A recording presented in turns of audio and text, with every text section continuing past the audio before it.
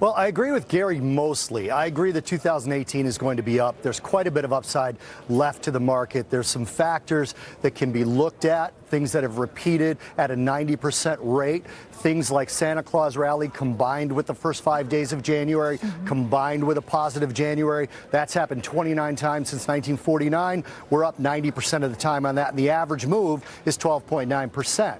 However, I do think the CPI numbers are going to move the market, and here's why. What you're seeing right now is people like myself trading that dip off of the 200-day moving average. You're not seeing the sort of medium-term funds go in yet. We did see volume, but it's not buy and hold volume yet. That buy and hold volume tends to wait till guys like myself are done. I want to back up for a minute because CPI, just so everybody understands here, this is a measurement, as Deirdre was explaining, of inflation.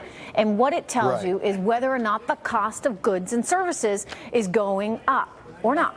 Now, for the last 10 years, it really hasn't been going up very much at all. In fact, it would be nice, perhaps even healthy, to see it move a little bit because we should naturally have a little inflation in the economy. That hasn't been there. We did see with the recent jobs report, wages went up 2.9%. And Gary, I love seeing that. I love to see Americans making more money. I guess the question is, with Americans making a little more, does it mean producers say we're going to raise prices and consumers are therefore paying more for goods and services?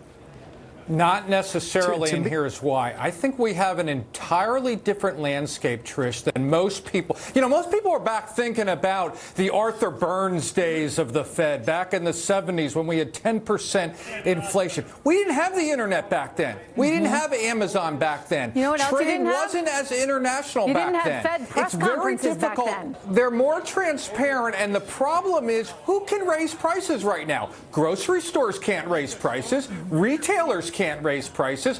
Gasoline stations may be going the way of the electric car. They're having a tough time raising prices with the glut of oil. Who out there can but you would admit, this though, inflation? that Bob is making a valid point in that if we get a higher read on inflation, it's going to cause a little bit of a pullback. It's one of the reasons why this is such an important data point to watch tomorrow.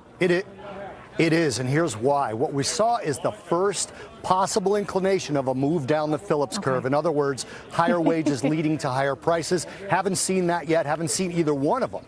But at this point, what we're looking at is possibly a confirmation or a contradiction of that, and we're going to get one of the two tomorrow. All right. Well, I for one, am really looking forward to this CPI report. So everybody make sure to tune into Fox Business. Maria will be there with you for it. All right. Thanks, guys. Good to see you.